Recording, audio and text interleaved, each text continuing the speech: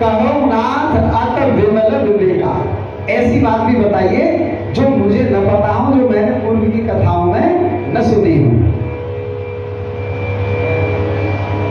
महादेव की का बखान कर रही है। तुम त्रिभुवन गुरु वेद बखाना, आन जीव पावर का जाना। तीनों लोगों के जो गुरु हैं वो महादेव हैं। पार्वती जी कह रही है तुम तीनों लोगों के गुरु हो, इसलिए उसी क्षमता से, है ना, केवल मेरे पति रूप से मत सुना देना कि मधुर मधुर लीलाओं को ही बता दो, क्योंकि त्रैलोक के गुरु हो तो उसी क्षमता से, उसी स्तर से सुनाइएगा। यानी स्तर आपका बहुत बड़ा है, बहुत बड़े गुरु हो, इसलिए जितने बड़े गुरु हो उतने ही गहरे गहरे मर्म और रहस्यों को देकर मुझे श्री राम जी का चरित्र सुनाइए। श्री राम जय राम जय जय राम, श्री राम जय राम जय जय राम, श्री राम जय राम जय जय राम, श्री राम जय राम जय जय रामचंद्र भगवान की जय। जब उन्होंने इसकी बात सुनी तो महादेव जी के अंदर कैसी खलबली हुई, सुनिए। हर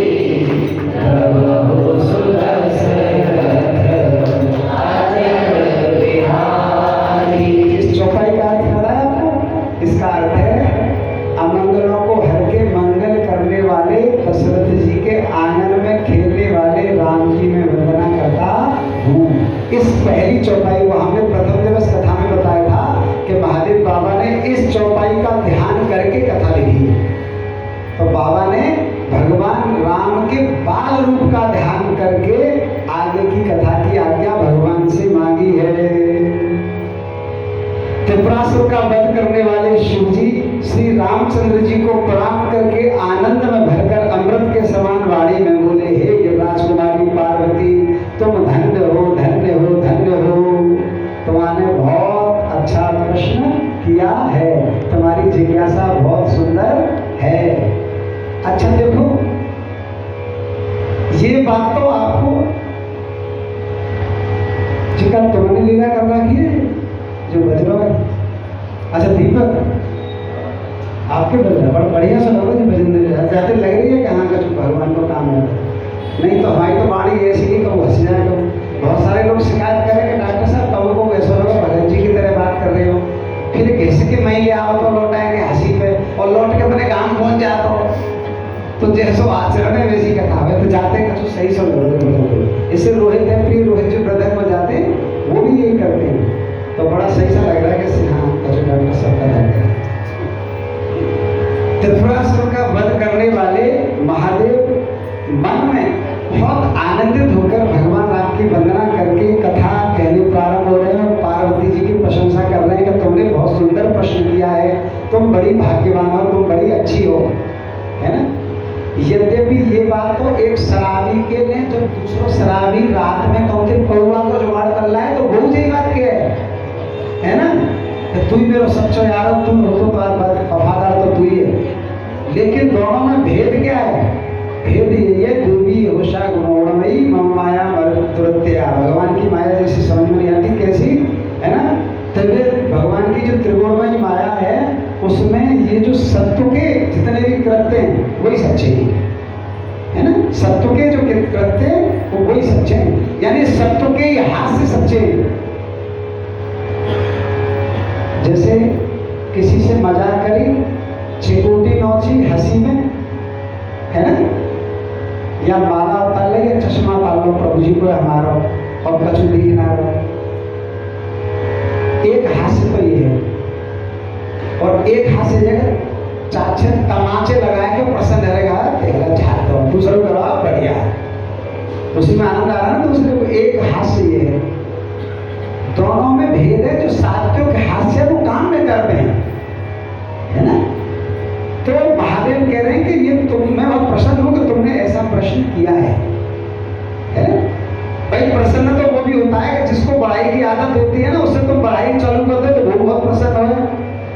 हमारे गांव में एक चाचा लगे, हमारे गांव में आके बैठ गए, तो उन्हें अपनी तब सुनने की बहुत आदत थी। तो सारे बच्चे इकट्ठे एक दिन बोले कि कछु खाने को मन करो, कि कहाँ खाएंगे? कि चुर्री। तो चुर्री 5 रुपए की एक ऐसे कुछ आती थी, हाँ, उंगलियों में फंसा के चुर्री। तो पप्पू चाचा नाम उनको कि जी खिला सके सर, तो मैं जी थोड़ी ऐसे इतने बालक में थोड़ी खिला देंगे। एक बालक बोलो मुँह पर युक्ति है, हाँ आओ। तो उन पप्पू चाचा के पास पहुँच गए, चाचा हाँ आज तुम्हारी बड़ी तारीफ है ये पल्ले मोहल्ला में कहा कि तुमने जो वो 7 मन की जो लकड़ियाँ उठा के माथे मार रखी का है, वाकई माँ बहुत प्रशंसा है रही है। तो एकदम बोले अच्छा तू तो माँ। तो बालक बोले होगा चाचा प्रसन्न है न लकड़िया है न कछु है। चाचा कह रहे अच्छा तू हटो माँ। चाचा बालक चोरी खा रहे कह रहे ले आओ, जितने पैसा है बालक देख के बालक चोरी खा के, फिर चाचा इंतजार कर रहे हैं कि बालक आएगा और प्रसन्नता करेंगे, बालक को गुरु में खा के चोरी बालक निकलेंगे। तो प्रशंसा जैसा भाव होता है वैसा सुनने में तो सबको आनंद आता है। लेकिन महादेव कह रहे हैं कि तुमने जो जिज्ञासा की है वो बेजोड़ है। तुमने जो श्री रघुनाथ जी की कथा का प्रसंग पूछा है देवी, जो कथा समस्त लोगों के लिए जगत को पवित्र करने वाली गंगा जी के समान है, तुमने जगत के कल्याण के लिए ही ये प्रश्न पूछा है। और मुझे पक्का भरोसा हो गया है कि अब तुम्हारा हृदय रघुनाथ जी के चरण कमलों में फंस गया है। ऐसी बात भगवान ने महादेव ने उनको बोली है। राम कृपा ते पार्वती सब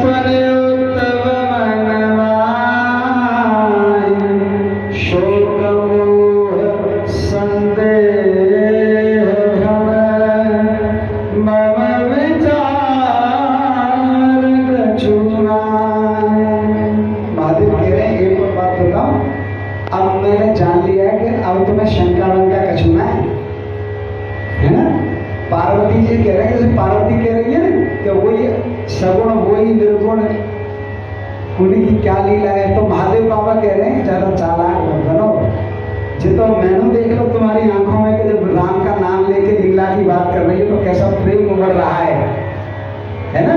लेकिन मैं समझ रहा हूँ जगत के कल्याण के लिए तुम इस कथा को मेरे से श्रवण करना चाह रही हो, इसलिए हे देवी मैं अवश्य ही तुमको राम कथा सुनाऊंगा। क्योंकि जिन्होंने अपने नेत्रों से संतों के दर्शन नहीं किए, उनके वे नेत्र मोर के पंखों पर दिखने वाली नकली आंखों की गिनती के समान है ना। मोर पे आंख सी बनी रहे ना, तो महादेव बाबा कहते हैं वहाँ का मतलब की ना है बातें कछु दिखे मोर पे जो आंख बनी रहे। तो महादेव कह रहे हैं कि जो भगवान का देवालयों का संतों का दर्शन नहीं करता, उन मनुष्यों की आंख तो मोर पंख पे बने जैसी है। और जो कथा नहीं सुनते भगवान की, उनके लिए क्या कह रहे हैं, जिन हर कथा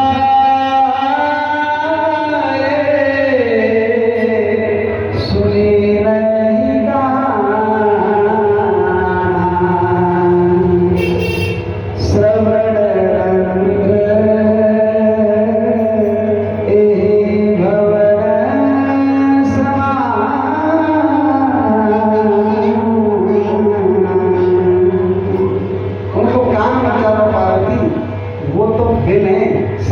श्रवण जिन कानों में भगवान की कथा नहीं प्रवेश करती वो कान नहीं है, वो बिल है। जिन हरि भगत हृदय आने, जीवत सब समान ते प्राणी, जो नहीं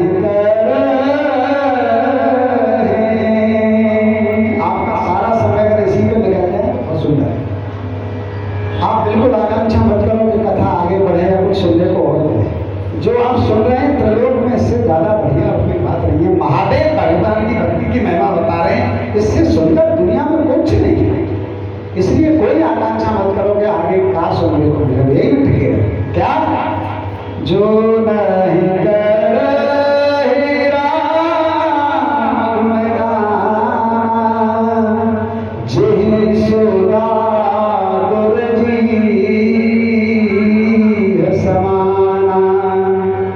जिन हरि भगत हृदय नहीं आने, जीवत सब समान ते प्राणी। महादेव कह रहे पार्वती से कहे देवी, जिन्होंने भगवान की भक्ति को अपने हृदय में स्थान नहीं दिया है, वो पुरुष मरे हुए हैं। कैसे हैं? शव के समान हैं। जिनके हृदय में भगवान की भक्ति नहीं है वो जिंदे नहीं है, महादेव बाबा कह रहे हैं, है ना। तो जिंदा रहना सीखो भैया। जामे काऊ कभी की और काऊ की बात ना है कि फलाने मत वाले कह रहे हैं कि फलाने ऋषि हमारे आचार्य तुम्हारे गुरु जी कह रहे हैं कि हमारे गुरु जी कह रहे हैं। त्रैलोक की गुरु महादेव कह रहे हैं, है ना। वो कह रहे हैं कि जिनके हृदय में भक्ति नहीं है वो मरे हुए। जो नर करें राम गुण गाना, जीव सो दादो जी समाना। उनकी जीव कैसी है, ऐसे मान के चलो जैसे मेढक टर है ना। वो जो सोचे हम अंग्रेजी बोल रहे हैं, हम इंग्लिश बोल रहे हैं और हम तो बड़े मधुर भाषा बोल रहे हैं, हम तो कविता बोल रहे हैं, छंद बोल रहे हैं, हम तो युग पटायने बात थे। महादेव कह रहे हैं कि बिना भगवान का राम जिस जीव पर नहीं आता, वो जीव तरह से ज्यादा और कुछ करने वाली नहीं होती है। कुलिस कठोर निठुर सोई छाती, सुन हरि चरितन जो हर साथी, गिरिजा सुन हो राम के लीला, सुरहित तनुज विमोहन शीला।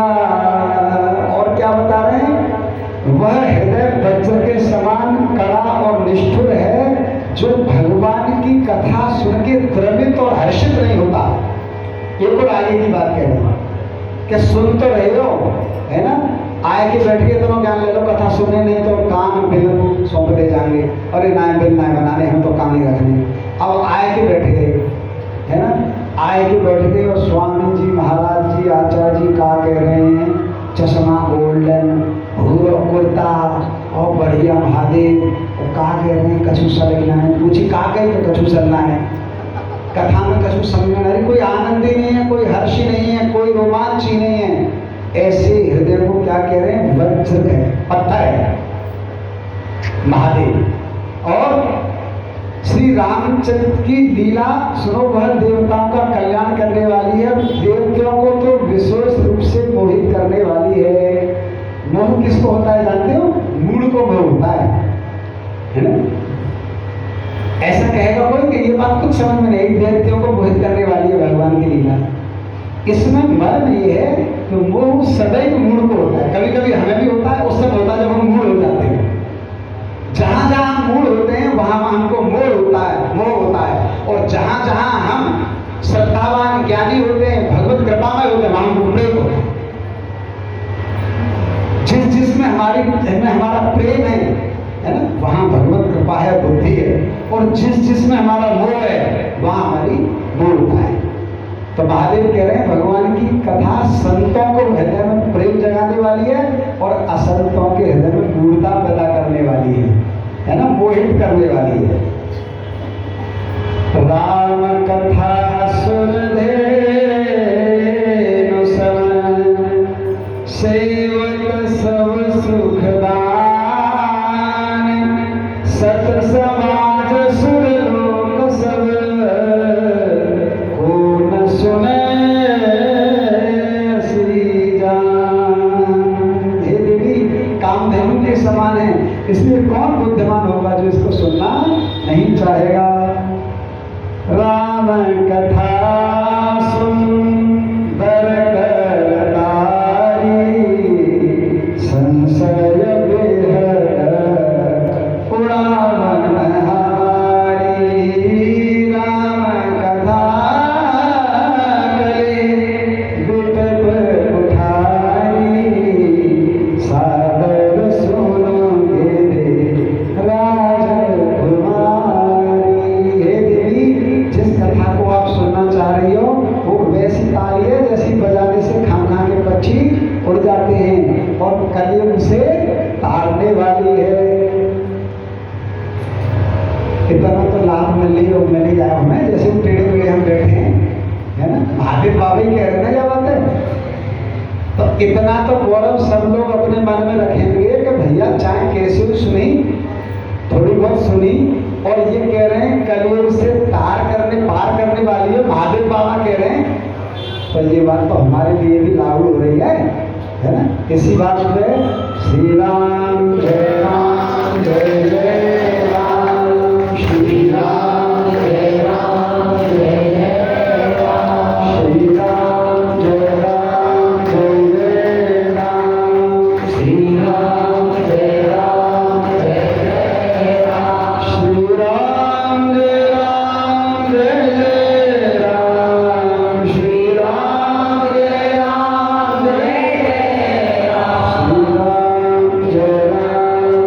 जय राम, श्री राम जय राम जय जय राम। रामचंद्र भगवान की जय। अस निज हृदय विचार,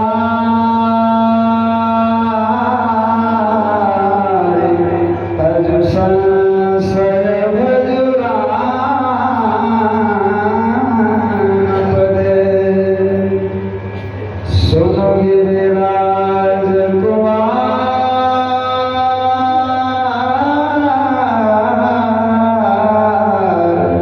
भ्रमतवर विकर वचन मन। महादेव कह रहे हैं हे पार्वती, इसलिए अपने हृदय में जरा भी कहीं कोई संदेह आपने छोड़ रखा हो तो उसको दूर करिए। भ्रम रूपी अंधकार के नाश के लिए सूर्य के किरणों के समान अब जो मैं भगवान की कथा तुम्हें सुना रहा हूँ उसका श्रवण करो। सगुण ही अगुण ही नहीं कछु भेदा, गावहि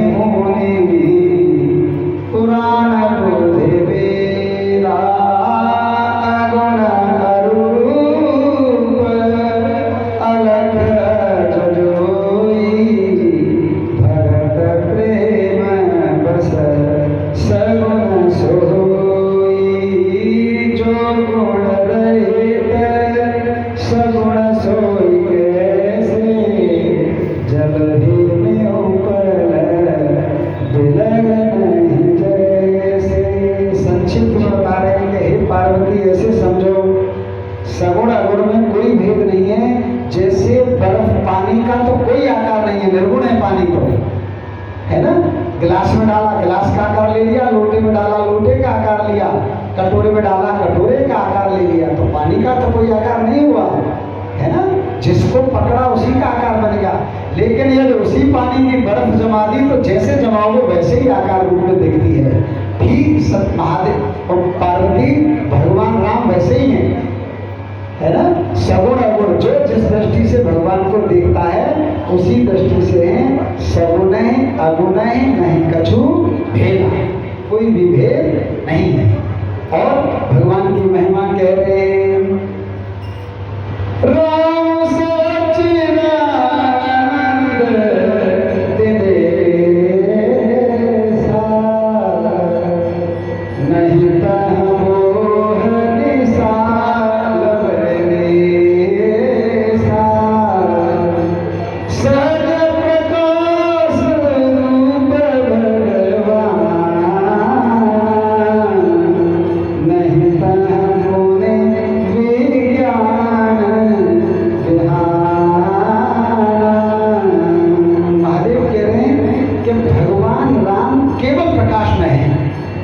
अंधकार रूपी वहां कोई चक्कर नहीं है। जैसे सच्ची बात क्या है, सृष्टि में अंधकार का कोई अस्तित्व नहीं है महाराज, है ना। हमें लिखने में सुनने में तो आता है कि अंधकार को प्रकाश है तो अंधकार है, दिन है तो रात है, अच्छा है तो बुरा है ना, गर्म है तो ठंडा है। ऐसे ही प्रकाश है तो अंधकार है, ऐसे ही है ना। अंधकार का अस्तित्व नहीं है। गर्म के साथ तुम ठंडे को ला सकते हो, ठीक है। गरम के साथ ठंडे, गरम के साथ बर्फ भी ला सकते हो, गोरे के साथ सांवला रख सकते हो, कैसे भी ला सकते हो। लेकिन अंधकार को तुम प्रकाश के साथ नहीं ला सकते। जहां प्रकाश होगा प्रकाश के साथ आप अंधकार को नहीं दिखा सकते। या ऐसे कहिए, प्रकाश की अनुपस्थिति का नाम अंधकार है, अंधकार अपने आप में कुछ नहीं है। या आप ये कहें कि सर नहीं, प्रकाश को आप रखिए, हम अंधकार का दर्शन कराते हैं प्रकाश के साथ, तो ऐसा संभव नहीं है। जहां प्रकाश आ जाएगा अंधकार रहेगा नहीं, क्योंकि प्रकाश का अस्तित्व है, अंधकार का अस्तित्व नहीं है। ऐसे ही कह रहे हैं, हे पार्वती, जिस प्रकार अंधकार अस्तित्वहीन होकर प्रकाश का ही अस्तित्व है, वैसे ही सृष्टि में अखिल कोट ब्रह्मांडों में केवल प्रभु राम है। बोलिए रामचंद्र भगवान की जय।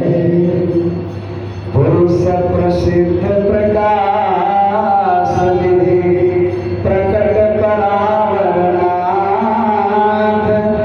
रघुकुल मन मम स्वामी सोए, कहीं सिद्ध नायो मात। अब भगवान कह रहे हैं कि मैं तुम्हें भगवान के सबसे पहले जन्म बताता हूँ। तुम कह रही ना कि वो जन्म क्यों लेते हैं, सगुण अगुण अगर वो दोनों हैं तो वो जन्म क्यों लेते हैं। तो भगवान ने बताया कि हम भगवान के जन्मों के विभिन्न कारण जानते हैं। यदा यदा ही धर्मस्य ग्लानिर्भवति भारत अभ्युत्थान अधर्मस्य तदात्मानं सृजाम्यहम्। एक अर्थ भगवान कहते हैं गीता में, मैं दुष्टों का विनाश करने के लिए आता हूँ। और ब्रजवासी कहते हैं कि वृंदावन में भगवान हमारे साथ ये लीलाएं करने के लिए आते हैं। और मुनिगण कहते हैं कि हम पर कृपा करने के लिए आते हैं। गोपियां कहती हैं हमारे साथ लीलाएं करने के लिए आते हैं। नीतिज्ञ कहते हैं कि हमको नीतियां करने सिखाने के लिए, कैसे राजाओं को नीति करनी चाहिए, उस हेतु से आते हैं। और पूर्व जन्म के प्रारब्ध वश प्राणी कहते हैं कि हमने फल मांगा था, हमने कहा था, इसलिए आते हैं। ये सारी बातें सब भगवान किसी एक हेतु से प्रकट नहीं होते। जब जब होए धर्म की हानि, बाढ़े उड़ असुर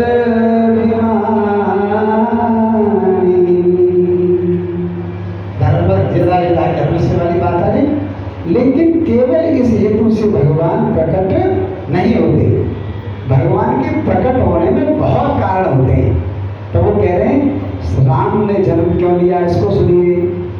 तो वो बता रहे हैं कि राम के जन्म लेने के सखी कई कारण हैं, देवी कई कारण हैं। एक कारण तो यही है कि जो नारायण के पार्षद हैं, भगवान के जो पार्षद हैं, है ना, जय विजय, उन्होंने सनकाद ऋषियों को उनके प्रवेश करने से जो रोका है, तो सनकाद ऋषि ने उनको श्राप दिया है और उनको जैसे एक बार घुसे तो फिर रोक दिए।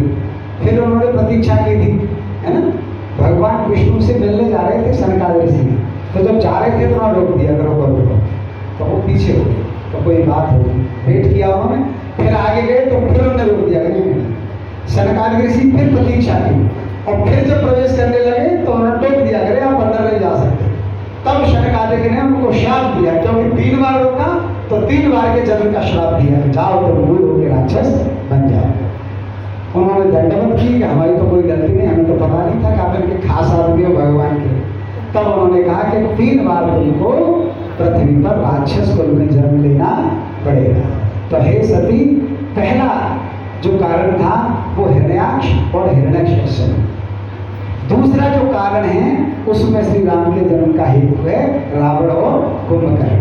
तिवारा में यही कंस और शिशुपाल और दंतवत। तीसरा जो कारण है कृष्ण जन्म का है।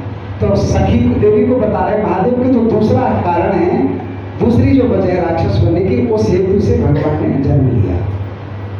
एक कारण देवी ये है कि मनु और शत्रु का जब राज करते करते करते करते खूब उन्होंने राज भोग लिया और संसार के खूब काम करने लगे, पूरा लोक राज बढ़िया तरह से चलाने लगे, तो उनके मन में, जैसे बुजुर्ग आदमी के मन में अब कैसे मुश्किल से आवे, पर कीर्तन वाले हम लोगों को तो आती है। आपको सही बताएं, जो हमारी संगति में, हमारी संगति जिनकी शरणागति में हम रह रहे हैं, उनके तो सबके आती है। नहीं तो 76 साल को आदमी दुकान खोल के बैठा है ना, मन ना लगे तो दुकान खोल रही है, नौकरी कर रही है, 24 घंटा वाला बिल्कुल मराऊ रखे, पूरा हिसाब किताब चल रहा है, मंदिर में बैठ रहे हैं, कीर्तन में जा रहे हैं। हमारे पार्क तो प्रमाण है, हरिम प्रभु आबाद के लिए बैंक कॉलोनी को पार्क को मशहूर है। वहाँ में 75 साल के बुढ़े इतनी बढ़िया बढ़िया मधुर भाषा में गाली दें। तो एक दिन हमारी बेटी की चाय बना रही, बोली कहाँ से आवाज़ आ रही है? तो मैंने क्या कीर्तन है, तुम बस सुनो, हम गाँव के, हम झेल लेंगे, चाय हम बनाएंगे, तुम नहीं तो चाह। हमने देखा हमारी ऐसी करके, तो हमें दिखे सवरे अंकल, हमने पहचान ले। 1-2 दिन बाद वो इन लोगों को कोई लीला शुरू हुई। शाम के टाइम की बात है, 6 बजे होता है रोज कार्यक्रम।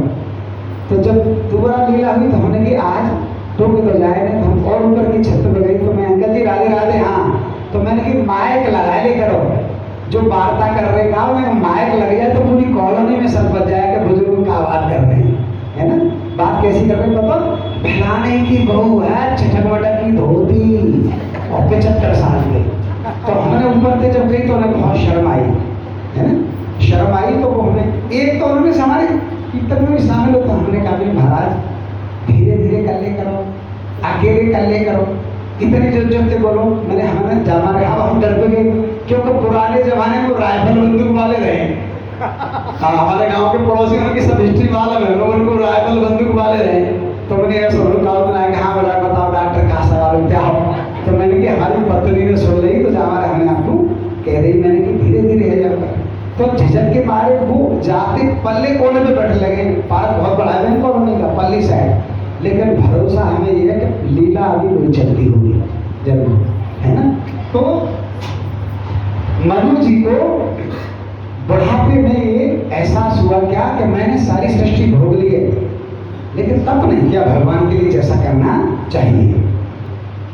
सब राजकाज बढ़िया चल रहा है, सब कुछ बढ़िया चल रहा है, लेकिन छोड़ के भगवान का भजन नहीं किया।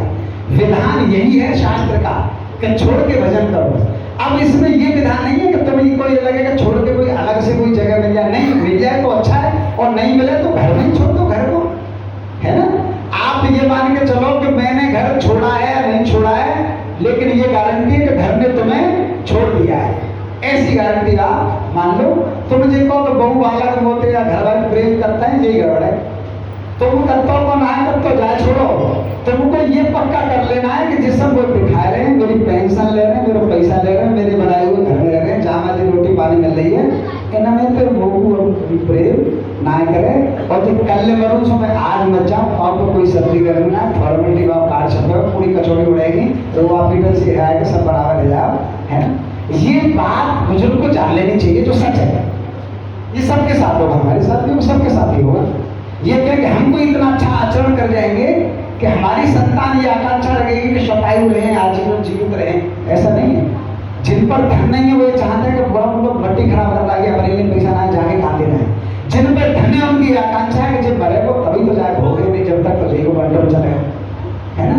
दोनों स्थितियां हैं। तो ये समझ लेना चाहिए कि हमने नहीं छोड़ा, घर ने हमको छोड़ रखा है। मनु महाराज ने ये जान करके संसार को भोग लिया और तप के लिए शत्रुपा के साथ महाराज आ गए। कहाँ पर? नैमिषारण्य में। नैमिषारण्य में कठोर तप किया और हजारों वर्ष तक कठोर तप करने के बाद नारायण प्रकट हुए और बोला क्या चाहिए? तो बोले अब तो आपको देख के ऐसी इच्छा है कि आपके जैसा पुत्र मिल जाए कभी।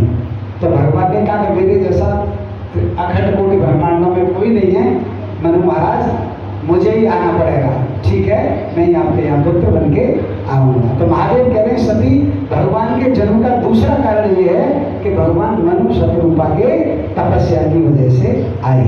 तीसरा कारण ये है कि पूर्व काल में तुलसी मैया जो थी, तुलसी मैया बड़ी सती पवित्र देवी थी, जिनके पति का नाम था जालंधर, दैत्य कुल में थे।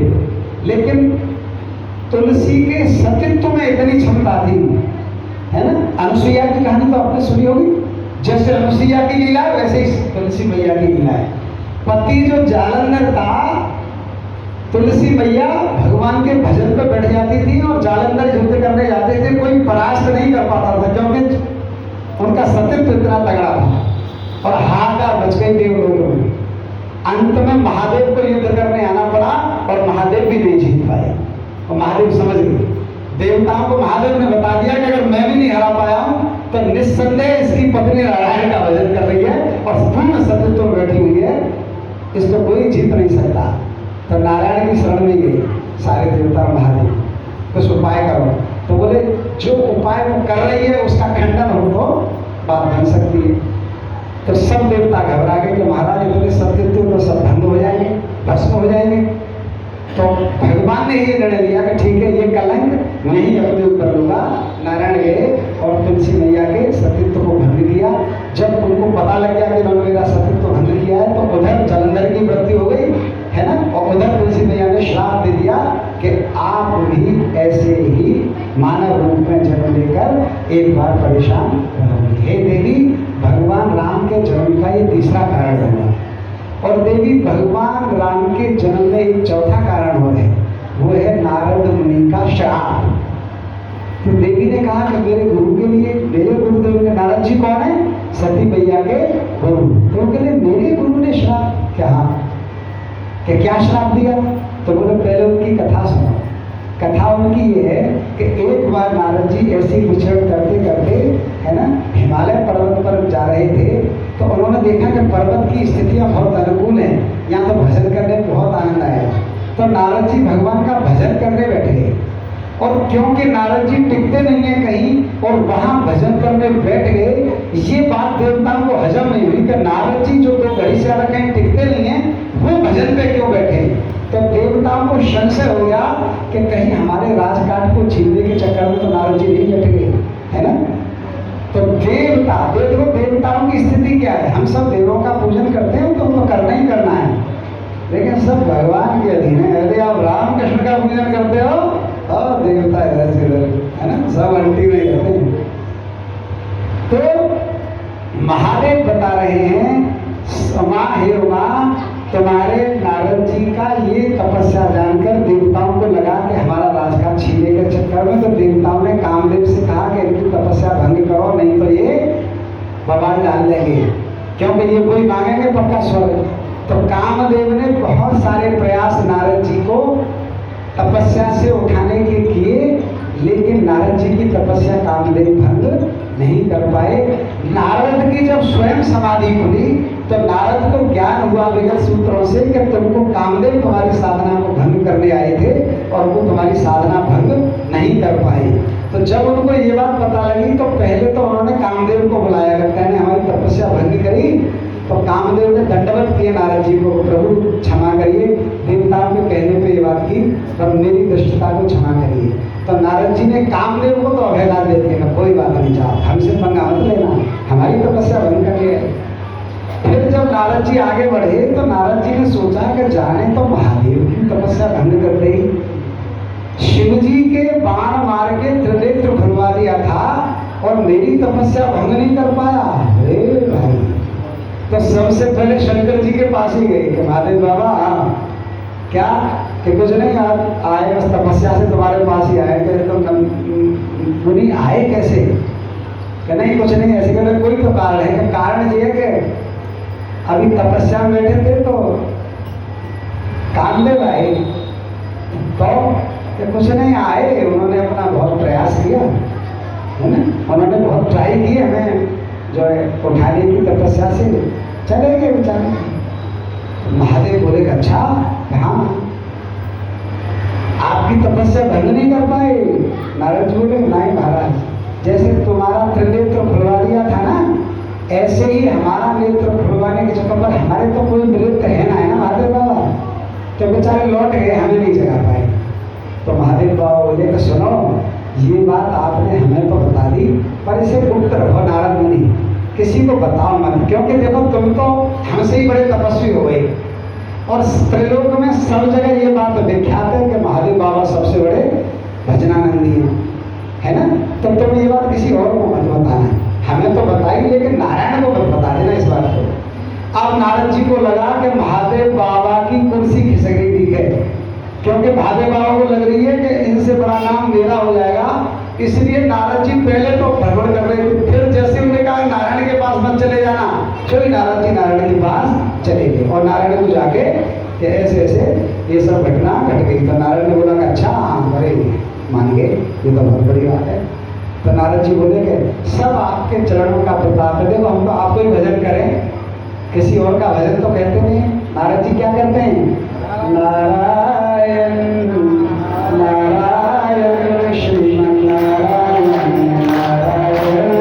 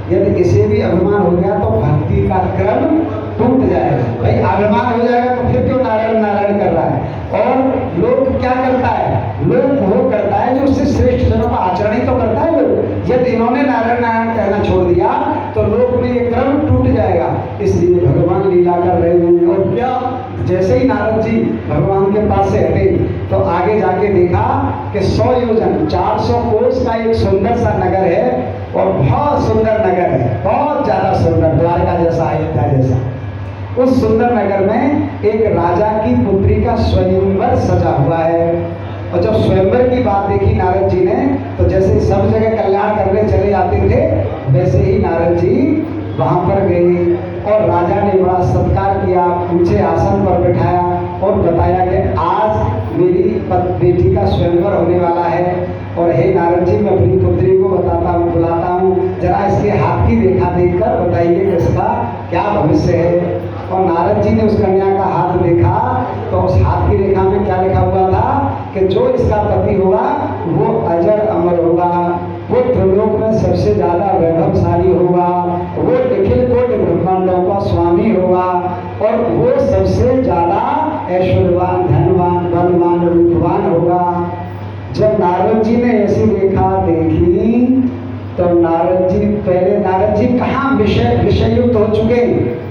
यदि नारद जी को ये अहंकार न आया होता, कौन सा, तो मैंने कामदेव को भंग कर दिया, तो नारद जी वही बात कहते जो नारद जी ने हिमाचल से कही है ना, महादेव के लिए उमा जी का हाथ देख के कही, फिर तो वही बात कहते।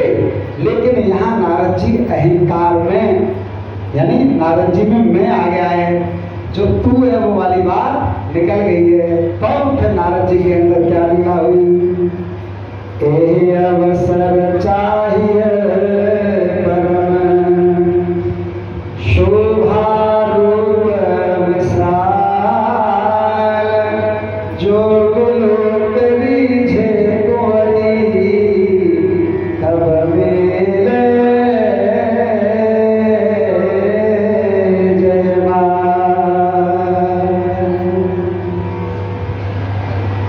नारद जी को लगा तो मैं ही न जाते ब्याह बनूं, अगर मेरा विवाह इससे हो गया तो ये इतनी सालों से तपस्या करता फिरना उसकी क्या जरूरत है। और उन्हें लगा कि अब तक नहीं ब्याह किया, सबके घर हैं, इवन महादेव बाबा तक को घर है, विष्णु भगवान के बहू है, नहीं बिना बहू को है ना, बहू आ जाएगी। और जिस सवरे जो है, जिस सबों के लेके बहुत मैंने चमचागिरी करी है, जिस सब मेरे आगे पीछे जूता चटकाएंगे महादेव बाबा है सब।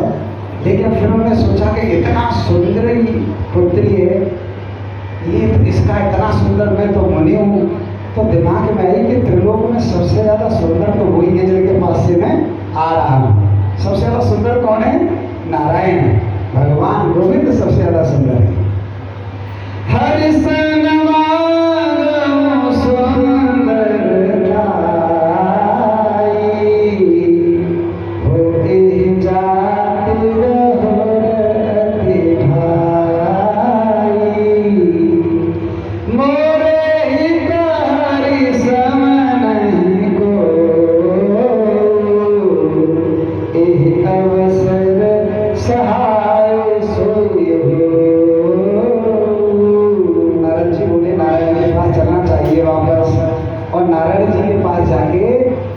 नारद जी ने कहा कि प्रभु हाँ जी तो समझिए कितने दिन आते थे आप भजन कर रहे हैं।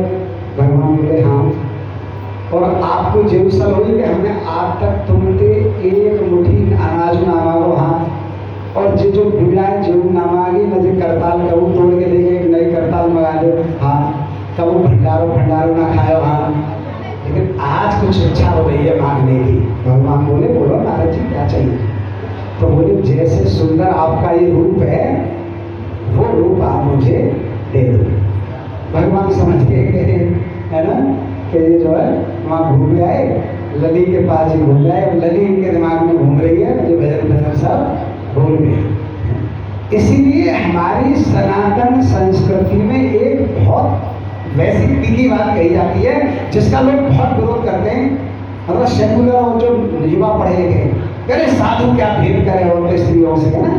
संत को चाहिए कि स्त्री उसके पास, साधु के पास स्त्री का आगमन उचित नहीं है ना। लेकिन कहते हैं अरे साधु और ये भेद देखे, उसके लिए क्या भेद है।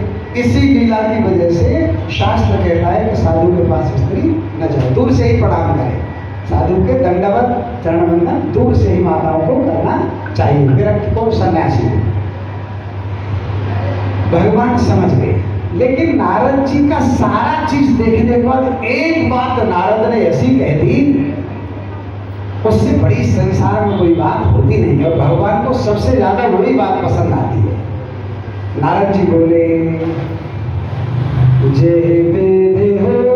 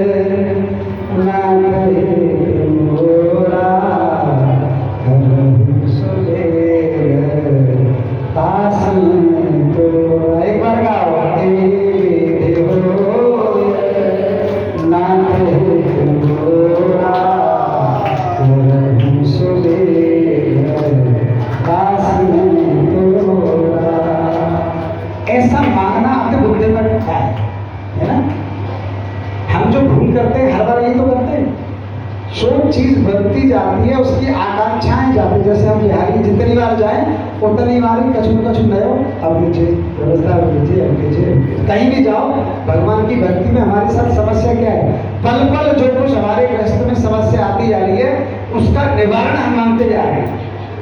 और कितनी मोटी बात है कि भैया तो भगवान है, सांसारिक व्यक्ति भी ऐसे आदमी से बोल देता है जब जितनी बार तुम्हारे घर आवे कछु न कछु मांगने ही आवे, है ना।